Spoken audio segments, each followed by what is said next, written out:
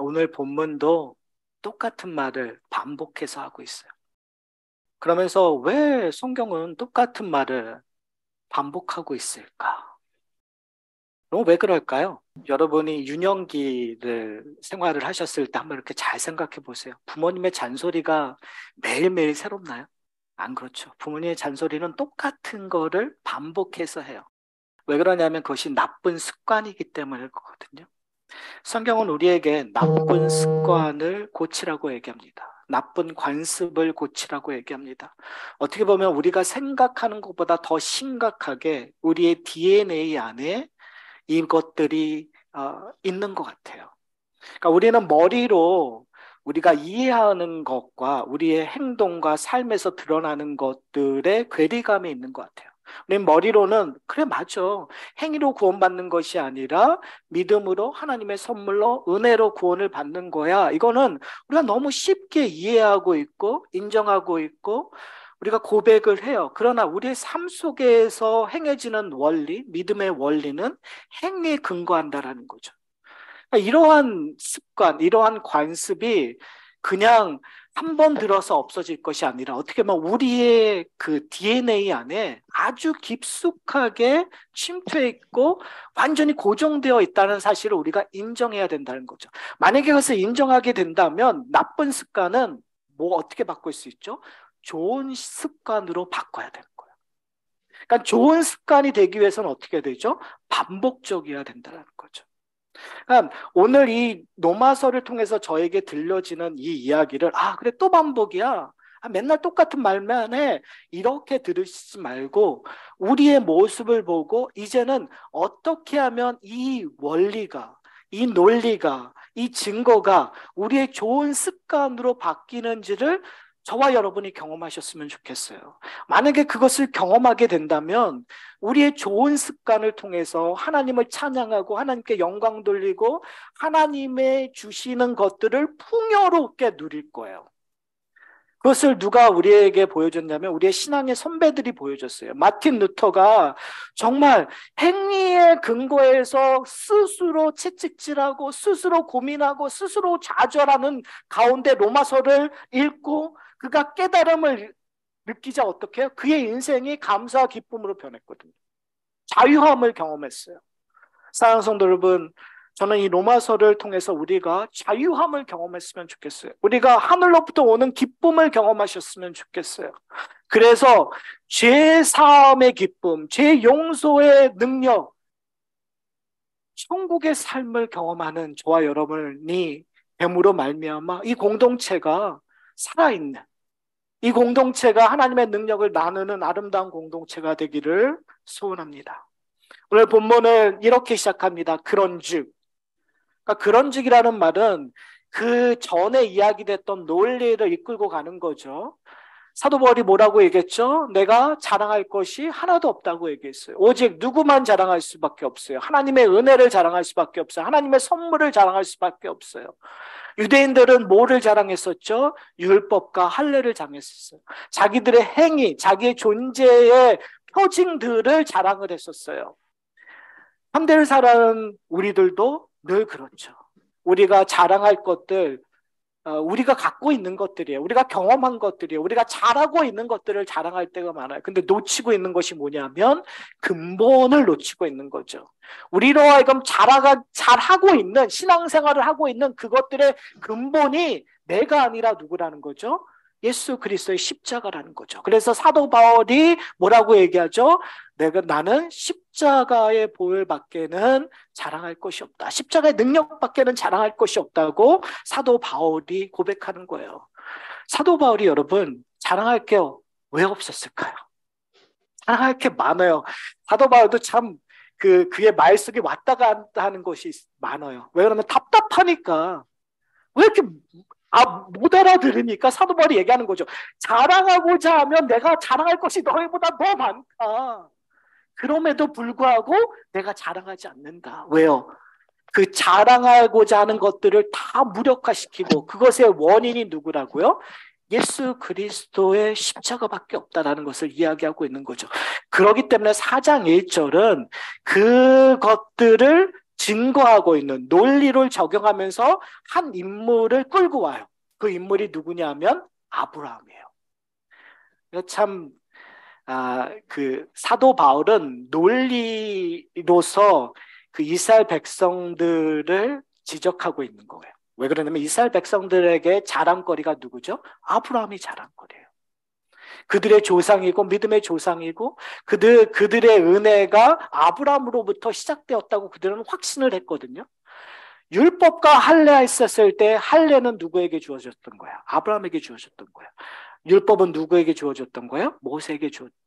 그러니까 사도 바울은 의도적으로 아브라함과 모세를 끌고 와서 이것이 그들의 행위의 근거가 된 것이 아니라 하나님의 선물이요 하나님이 주시는 은혜인다라는 것을 증명하고 싶어 하는 거죠. 그래서 오늘 본문에서 이렇게 얘기해요. 그런즉 육신으로 우리 조상 아브라함이 무엇을 얻었다 하리요? 무슨 말입니까? 아브라함이 육신으로 행위로 의롭다고 얻은 증거가 있느냐라고 물어보는 거예요. 여러분, 우리가 생각할 때 아브라함 하면 믿음의 조상, 아브라함 하면 뭘 생각하게 되는 거죠? 그의 독자인 누구를? 이삭을 드린 거. 그렇죠? 그 이삭을 드렸다라는 걸 딱 들으니까 맞아. 그것 때문에 아브라함이 의롭다함을 받았지. 아브라함은 행위가 있는 믿음이야 라고 생각을 하게 된단 말이에요. 그러나 성경에서 얘기하면 오늘 본문에 보면은 3절에 보면 뭐라고 하면 성경이 무엇을 말하느냐라고 얘기해요. 그러니까 사도 바울은 자신의 논리를 얘기하는 것이 아니라 성경의 논리로 얘기하는 거예요. 성경의 이야기를 근거로 되는 거죠. 여러분 한번 잘 생각해 보세요. 하나님께서 아브라함을 의로 여겼던 시점이 어딜까요? 우리가 생각하는 것처럼 이삭을 바쳤을 때 하나님께서 아브라함을 의롭다고 여기셨을까요? 의롭다함을 인정했었을까요? 그렇지 않거든요. 언제 하나님께서 아브라함을 의롭다고 얘기하냐면 창세기 15장에서 하나님께서 의롭다고 얘기해요. 자, 창세기 15장이니까 이제 아브라함이 롯을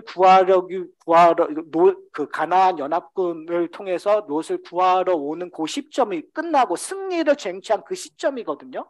그럼 우리가 한번 생각해 봐야 되는 게 창세기 12장서부터 15장까지 아브라함이 과연 의로운 행위를 했었던가?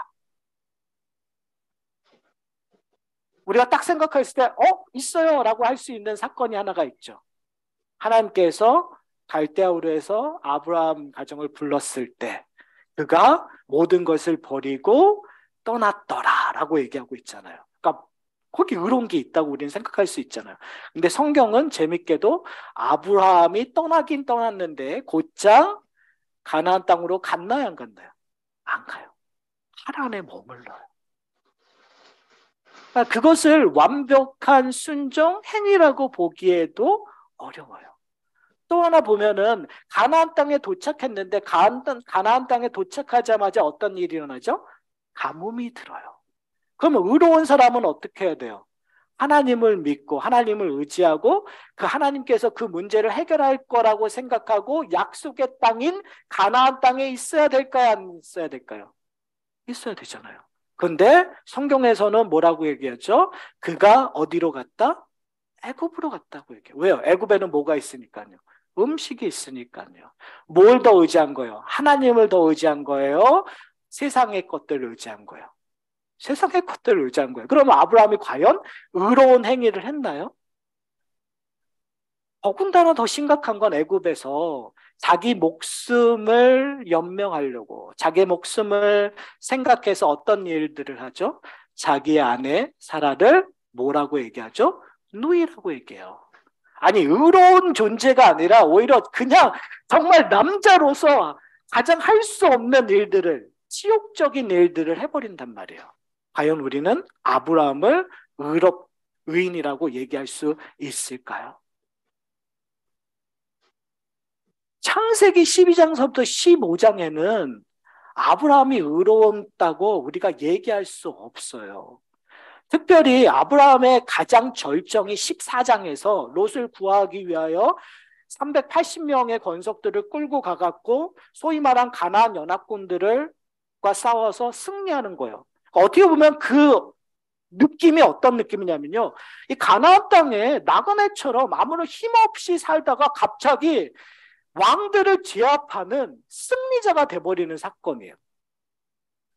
성경에서는 의도적으로 이 전쟁의 승리가 아브라함에게 그 전쟁의 힘의 능력이 아브라함에게 있지 않고 하나님에게 있다는 것을 강조하기 위해서 창세기 15장이 등장이 돼요. 그런데 재밌는 것은 뭐냐면 아브라함이 얘기하는 것이 뭐냐면 승리하고 나와서 하나님 앞에 감사하는 표현보다는 오히려 뭐라고 얘기하죠? 하나님 약속 안 지켰어요. 나에게 자식을 주겠다고 했는데 나에게 자식이 없습니다. 그러면 내 것들을 내 종인 자에게 상속하게 해도 됩니까? 라는 질문을 해버려요. 하나님한테 불평하고 있는 거예요. 불만을 토로하는 거예요. 자식 없음에 대한 거. 그때 하나님께서 어떤 일을 하시냐면요. 아브라함을 끌고 밖으로 나가서 하늘의 무별들을 보여줘요. 그러면서 뭐라고 얘기하시는 줄 아세요? 내 자손이 이렇게 많아질 것이라는 얘기를 해요. 근데 저 같으면 제가 만약에 아브라함의 상황에 처해 있다면 그 무별을 보고 믿었을까? 믿었을까요? 아니 지금까지 문제가 해결된 게 하나도 없어요. 일도 없어요. 무뼈를 보는 순간까지도 자식을 얻었다는 소식이 들려지지 않았어요. 그런데 무뼈를 보고 자식이 많아질 거라는 것들을 믿을 수 있을까요? 없을까요? 없어요. 근데 아브라함은 성경에 믿었다고 얘기해요. 그러자 하나님께서 뭐라고 했죠? 그것을 의로 여겼다고 얘기해요. 이게 별거 아닌 것 같은데 저는 성경에서 이게 어떻게 보면 아브라함의 인생만 변한 것이 아니라 우리 성도들에게 우리의 인생의 전환점이 되는 아주 중요한 장면이라고 저는 생각하거든요. 그럼 우리가 잘 한번 생각해 봐야 돼요. 나는 변할 것 같지 않은데 왜 아브라함은 변했을까? 왜 아브라함은 믿겠다고 얘기를 했었을까? 딱 하나밖에 없어요. 내가 그 장소에 없었어. 여러분이 그 장소에 없는 거예요. 근데 그 장소에 있었던 아브라함은 특별한 것들을 경험한 거죠. 그렇잖아요. 내가 지금 경험하지 못하는 것들을 아브라함이 그 당시에 그 상황에서 경험한 거예요.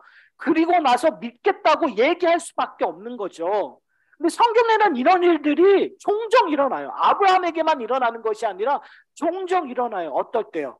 하나님의 임재를 경험했었을 때. 선지자들이 하나님의 임재를 경험했을 때 그들이 놀라움을 표현하는 것들이 드러나요. 욥이 그에게 주어지는 고통에 대해서 의심하고 불평, 불만하는 정말 욥기를 보면 앞에서부터 끝까지 거의 대부분 왜 나한테 이런 질병과 이런 고통과 이런 것들을 주셨습니까? 라고 끊임없이 논쟁하고 질문하는 그 질문의 내용이 하나님을 만나고 하나님께서 내가 창조 때 어디 있었느냐 그 말 한마디로 종료. 더 이상 설명도 안 해요. 그냥 종료해요. 그러니까 있는 사람으로부터는 황당한 거죠. 어떻게 이런 일이 일어나지? 그런데 그런 일들이 여러분에게도 일어났다는 거예요. 여러분이 하나님을 만나는 그 순간 말로 표현할 수 없고 논리적으로 이야기할 수 없는 뭔가의 변화가 있었다라는 거죠. 그 변화는 내가 한 것이 아니라 누가 하신 거예요? 하나님이 찾아와 주신 거예요. 하나님이 만나 주셨기 때문에 그 만나 주신 거에 거부할 수 없었기 때문에 다른 말로 얘기하면 창세기 15장에서 아브라함이 의롭게 여기는 것은 아브라함이 한 게 없어요. 하나님의 임재가 그에게 몰려오자 그리고 그 임재를 통하여 무별을 보자 우리가 보는 별이 아니라 하나님의 그 창조주이심을 경험한 거죠. 그러니까 그가 할 수 있는 것은 그냥 믿겠습니다라고 얘기하는 거예요. 뭐와 똑같죠? 그냥 숨을 쉴 수밖에 없는 거예요. 그냥 꾹 누르니까 하고 반응할 수밖에 없는 것처럼. 왜요? 그만큼 하나님의 임재하심의 능력이 컸기 때문에. 그러면 그의 믿음의 근거는 아브라함에게 있나요? 아니요. 하나님에게 있는 거예요. 그렇다면 이 의의 근거는 누구에게 있는 거예요? 하나님에게 있는 거예요. 오늘 본문에서 이렇게 얘기합니다. 2절. 만일 아브라함의 행위로서 의롭다 하심을 받았으면 자랑할 것이 있거니와 하나님 앞에서는 뭐요? 없느니라. 사도 바울이 얘기하는 거예요. 봐라, 아브라함이 한 것이 뭐냐? 없다. 왜요? 그가 의로 여긴 것은 다 하나님이 하신 거다. 하나님이 만나주신 거다. 그리고 3절에 성경이 무엇을 말하느냐? 아브라함이 하나님을 믿음에 그것이 그에게 의로 여겨진 바 되었느니라. 제가 창세기 15장의 이야기를 했었던 걸 지금 여기서 얘기하는 거예요. 그러면서 4절에 얘기해요. 4절과 5절에는 이 비교를 해요. 근데 이 비교를 여러분이 잘 들으셨으면 좋겠어요. 뭐라고 얘기하냐면 일하는 자에게는 그 삭시 은혜로 여겨지지 아니하고 뭐로 여겨진다고요? 보수로 여겨진다라. 이것이 사실은 현대를 살아가는 우리에게는 너무나 당연한 거예요. 이 논리는 우리가 어길래 어길 수가 없어요. 내가 뭔가를 하면 거기에 대한 대가를 받아야 된다고 우리는 경험하고 있고 배우고 그것이 우리의 DNA에 항상 있어요. 그래서 그 대가를 받지 않으면 어떻게 해요? 우리는 분함이 있어요. 그렇잖아요. 여러분이 어떤 사람으로부터 정당한 대우를 못 받는다고 생각하면 여러분 어떡하세요? 분함이 생기잖아요. 왜 날 이렇게밖에 못 대접해? 내가 당신에게 이러한 존재야? 왜요? 내가 한 거에 대한 대가를 제대로 받지 못하기 때문에 분함이 있는 거. 뭐에 근거해? 행위에 대한 근거예요. 내가 행위의 인풋을 이만큼 했으면 이만큼의 아웃풋에 대한 보수를 받아야 된다고 생각하는 거예요. 근데 재밌는 것이 뭐냐면요. 성경은 이 원칙에 대해서 다른 이야기를 하고 있을 때가 많아요. 특별히 예수님께서요. 예수님께서 이제 포도원에서 일하는 사람들을 구하러 밖에 나가셨던 비유를 들 때가 있어요. 아침 일찍 나가서 사람에게 내가 얼마를 주겠다고 약속하고 일을 오고 12시에 가서 다시 사람을 부르고 그 다음에 일이 끝날 때쯤 한 3시 정도에 가서 다시 부르는 일들. 근데 보수가 똑같았어요. 보수가 똑같았는데 누가 불평하죠? 마지막에 와서 조금 일했던 사람은 불편을 할까요? 안 할까요? 안 해요. 근데 불평하는 사람은요. 일찍 와서 일했던 사람이 불평하는 거죠. 어떻게 똑같이 받을 수 있습니까? 뭐에 대한 근거예요? 행위에 든 거예요. 내가 8시간을 일했는데 어떻게 1시간과 일하는 사람과 똑같이 할 수 있습니까? 근데 이 이야기의 핵심은 뭐죠? 일하게끔 해주신 네가 누구다? 주인이다라는 거예요. 은혜라고 얘기하는 거예요. 일하는 것이 은혜가 아니면 그것은 보수로 이야기할 수밖에 없는 행위라는 거죠. 여러분, 이것이 지금 사도 바울이 우리에게 얘기하고 있는 지점이에요, 여러분. 우리는 분명히 구원은 은혜예요. 하나님의 선물이에요. 라고 얘기하는데 우리는 뭐가 익숙하죠? 그래도 제가 아침 일찍서부터 와서 열심히 일하지 않았습니까? 제가 이런 대우 받으면 됩니까? 내가 목사인데 이런 대우 받으면 됩니까? 내가 장로인데, 내가 집사인데, 내가 직분자인데, 내 인생을 정말 다른 사람에 비해서 죄 한 번 제대로 안 짓고 하나님 이거 좀 엄폐하지 않습니까? 누구는 막 놀다가 끝에서 예수 믿고 구원받았다고 저렇게 기뻐하는데 나는 정말 나쁜 짓 안 하고 누구 놀러 갈 때 놀러 가지 않고 주일 성수 그렇게 열심히 했는데 이거 똑같이 대우받는 거 이거 불공평한 거 하지 않습니까? 여러분, 현대를 살아가는 우리에게 이거는 공정의 이슈예요, 사실은. 공평의 이슈예요, 평등의. 이거 언페어하잖아요. 현대의 공정은 내가 어떠한 것들을 노력하면 정당한 대우를 받아야 돼요. 그런데 하나님의 공정은 그렇지 않아요. 하나님의 공정은 하나님의 은혜를 받을 수 없는 모든 사람에게 하나님의 은혜가 동일하게 주어졌다는 거예요. 여러분, 여기에 동의하세요? 이걸 동의하기 위해서 우리가 기억해야 될 것이 뭐냐면, 오늘 본문이 그게 핵심이에요, 사실은. 7절에 이렇게 얘기해요. 6절에 얘기하고 일한 것이 없이 하나님의 의로 여기심을 받은 사람은 뭐요? 뭐가 있다고요? 사람의 복에 대하여. 그러니까 복이 있다라는 거죠. 일한 것이 없는데 복을 받았다. 근데 이것을 우리가 인정하는 게 너무 힘들어요, 여러분. 내가 한 것이 없다라고 인정하기가 너무 힘들어요. 그런데 그 인정하는 것들을 할 수 있는 유일한 방법을 지금 사도 바울이 우리에게 또 한 인물을 등장시켜서 얘기하고 있어요. 그 인물이 누구냐면 다윗이에요. 7절에 이렇게 얘기해요. 불법이 사함을 받고 죄가 가리움을 받는 사람들은 복이 있고 주께서 그 죄를 인정하지 아니하는 사람은 복이 있도다. 이 말은 사도 바울이 시편 32편을 가지고 와서 인용하는 거거든요. 다윗이 이렇게 얘기했다. 이 얘기가 뭐냐면요.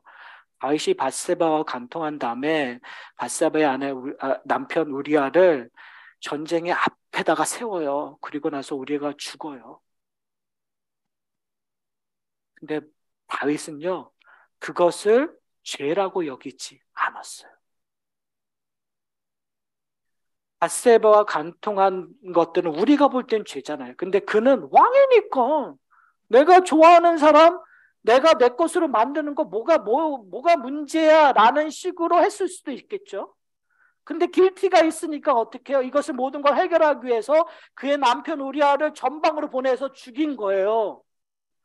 그는 거기에 대해서 한 번도 죄의식을 갖고 있다라는 표현이 성경에 나오지 않아요. 언제 죄의식을 깨달았냐면 나단 선지자가 그 앞에 나가서 기울어 들어서 얘기하고 그 악한 자가 당신입니다라고 고발했었을 때 그제서야 그는 죄를 깨달은 거예요.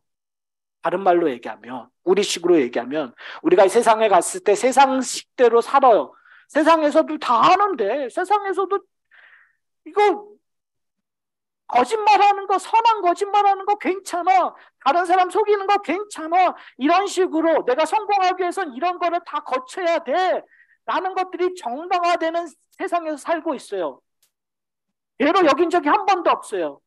근데 성령께서 어느 순간 나에게 얘기하는 거죠. 내 죄를 고발하는 거죠. 그때 죄를 깨닫는 거예요.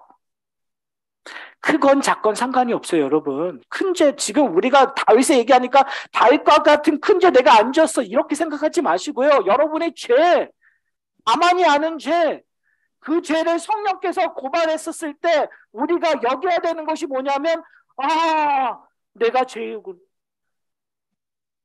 다윗이 어떻게 해요? 다윗이 그 죄의 형벌, 죄값이 뭐였죠? 그의 아들이 죽는 거였어요. 그 죽기까지 그는 하나님 앞에서 애통해야 하며 자기의 죄를 자백할 수밖에 없었어요. 그런데 그 사건이 끝난 다음에 다윗이 뭐라고 얘기하는 거죠? 불법의 사함을 받고 뭘 얘기하는 거예요? 그 사건의 사함을 받았다고 지금 다윗이 얘기하는 거예요. 죄가 가리우짐을 당했다라는 거죠. 여러분 우리가 어떻게 보면은 세상 사람은 이게 뻔뻔하게 어떻게 이런 식으로 얘기할 수 있어라고 얘기할 수 있어요. 그러나 하나님 나라의 논리에서 우리가 생각했을 때 여러분 잘 기억하셨으면 좋겠어요. 어떠한 죄든 자백하고 하나님 앞에 용서를 구하고 그러면 하나님께서 어떻게 하신다고요? 더 이상 그 죄를 죄로 여기지 아니하신다라는 거예요.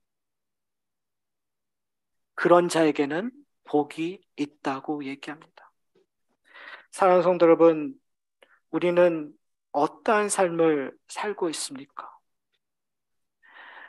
여러분은 탕자와 같은 삶을 살고 계시나요? 여러분, 예수님께서 탕자의 비유를 드시잖아요. 우리가 탕자의 비유를 들면, 그 탕자의 이야기는 둘째 아들의 얘기 아니라 첫째 아들 이야기라고 우리는 이야기를 해요. 그런데 일단은 둘째 아들의 이야기를 한번 좀 우리가 기억하는 건 좋은 것 같아요. 왜요? 그거를 근거해서 첫째 아들을 고소하고 있으니까요. 고발하고 있으니까요. 둘째 아들이 경험한 게 뭐죠? 둘째 아들은 엄청난 죄를 졌어요. 아버지가 죽지 않았음에도 불구하고 아버지에게 유산을 달라고 한다는 건 이 유대인들에게는 말도 안 되는 얘기예요. 인간 이하의 짓을 했었어요. 그리고 아버지를 떠났어요. 그러다가 둘째 아들이 돌아왔어요. 둘째 아들은 어떠한 마음으로? 내가 종이라도 이곳에 살기를 원합니다. 라는 마음. 근데 아버지가 어떻게 해요? 용서하세요.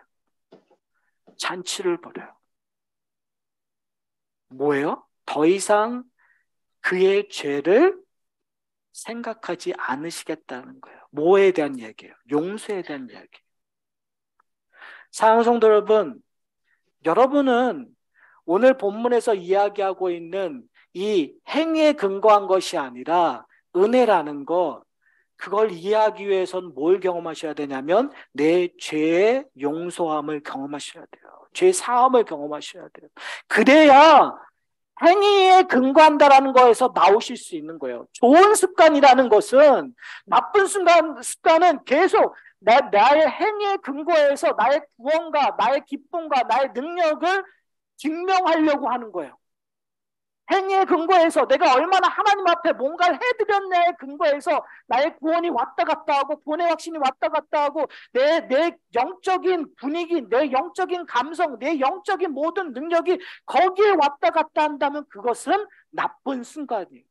그 나쁜 습관을 지금 사도 바울이 바꾸라고 얘기해요. 어떻게 바꿔야 되는 거죠? 행위를 하지 말라고 얘기하는 것이 아니에요. 궁극적으로.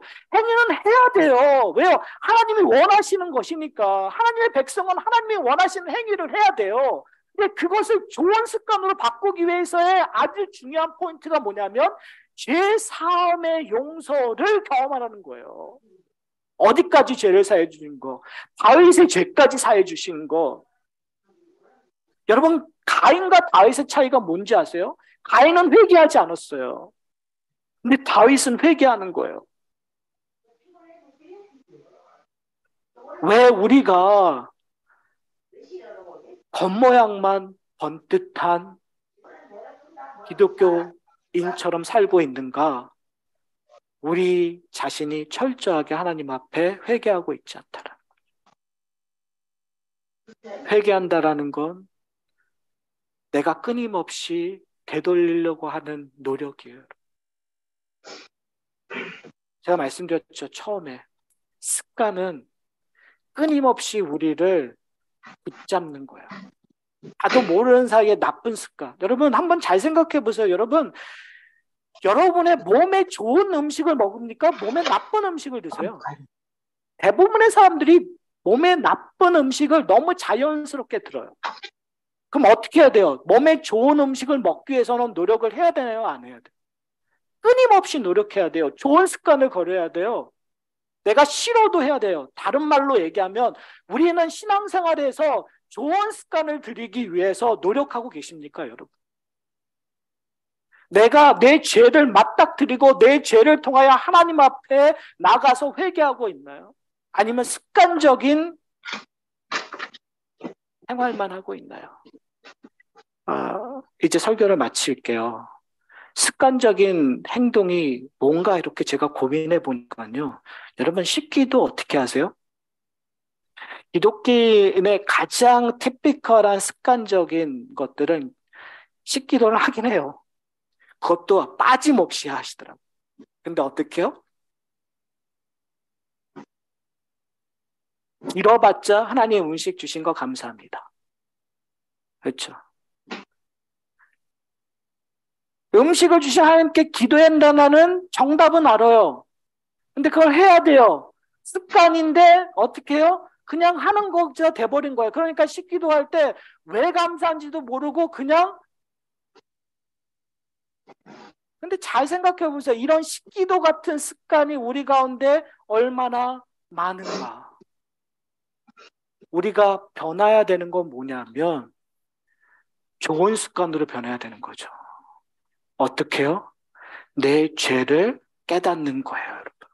내 죄를 깨달았을 때 하나님 앞에 고하고 하나님이 그 죄를 용서한다는 것을 우리가 경험하고 그 경험으로 말미암아 내가 내 행위로 구원받고 내 행위로 능력이 있고 내 행위를 자랑할 존재가 아니라 하나님의 그 용서, 하나님이 나를 회복하시고 하나님이 나를 끌고 가시려고 하는 거에 대한 감사로 변해야 된다는 것들을 여러분이 매 순간 경험하셔야 돼요. 이거는요, 이 어려워요. 쉽지 않아요. 그래서 우리가 해야 될 것이 습관을 만드는 거예요.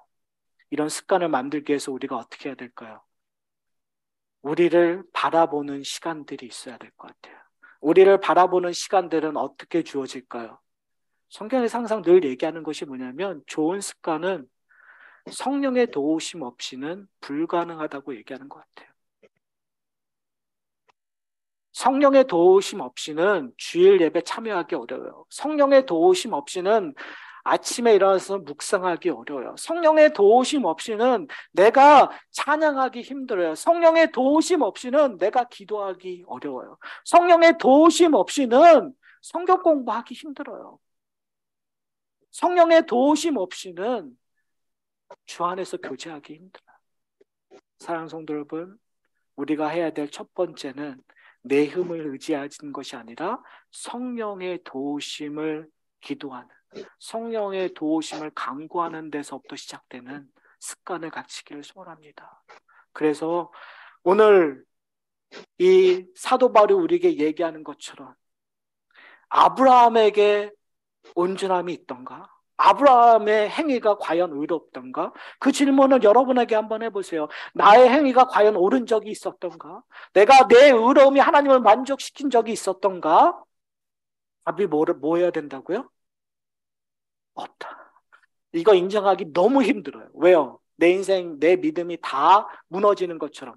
그러나 우리에게 지금 사도 바울이 끊임없이 끈질기게 요구되는 게 뭐냐면 인정하라는 거예요, 여러분.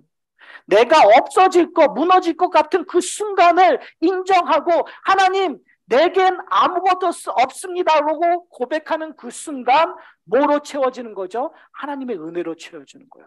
하나님의 능력으로 채워지는 거예요. 하나님의 임재하심으로 채워지는 거예요. 그때 뭘 경험하는 거죠? 감사, 기쁨을 경험하는 거예요.